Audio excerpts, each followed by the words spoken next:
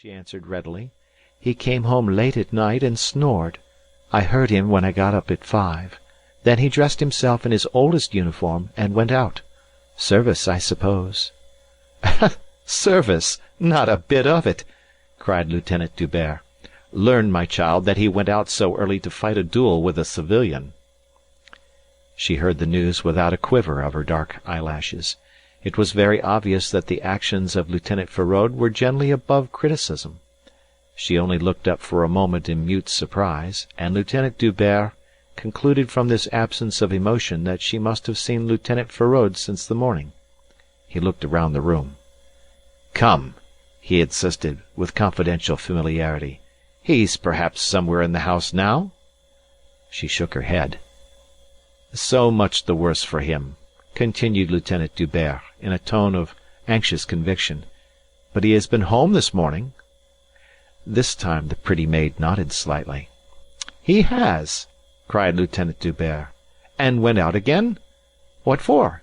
Couldn't he keep quietly indoors? What a lunatic! My dear child!" Lieutenant D'Hubert's natural kindness of disposition and strong sense of comradeship helped his powers of observation, which generally were not remarkable. He changed his tone to a most insinuating softness, and, gazing at the hussar's breeches hanging over the arm of the girl, he appealed to the interest she took in Lieutenant Feraud's comfort and happiness. He was pressing and persuasive. He used his eyes, which were large and fine, with excellent effect. His anxiety to get hold at once of Lieutenant Feraud, for Lieutenant Feraud's own good, seemed so genuine that at last it overcame the girl's discretion.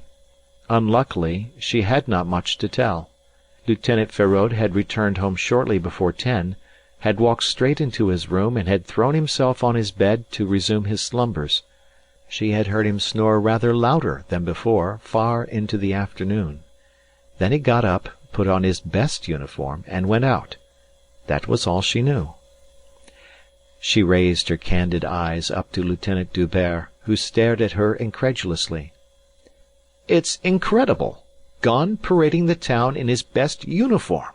My dear child, don't you know that he ran that civilian through this morning? Clean through as you spit a hair!" She accepted this gruesome intelligence without any signs of distress, but she pressed her lips together thoughtfully. "He isn't parading the town," she remarked in a low tone. "Far from it."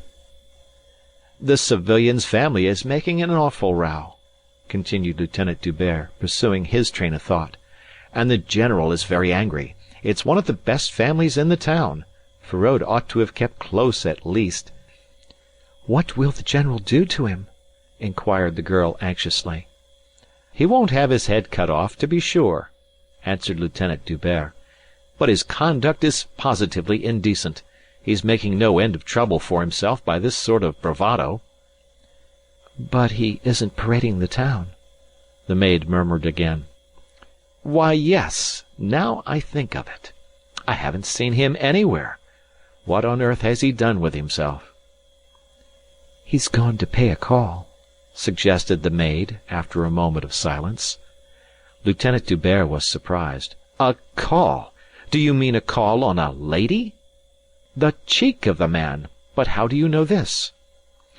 Without concealing her woman's scorn for the denseness of the masculine mind, the pretty maid reminded him that Lieutenant Feraud had arrayed himself in his best uniform before going out.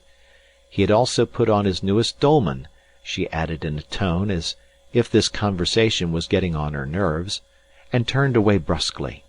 Lieutenant D'Hubert, without questioning the accuracy of the implied deduction, did not see that it advanced him much on his official quest. For his quest after Lieutenant Feraud had an official character. He did not know any of the women this fellow who had run a man through in the morning was likely to call on in the afternoon. The two officers knew each other but slightly. He bit his gloved finger in perplexity. "Call!" he exclaimed. "Call on the devil!" The girl, with her back to him and folding the hussar's breeches on a chair, said with a vexed little laugh, "Oh, no, on Madame de Lyon." Lieutenant D'Hubert whistled softly. Madame de Lyon, the wife of a high official.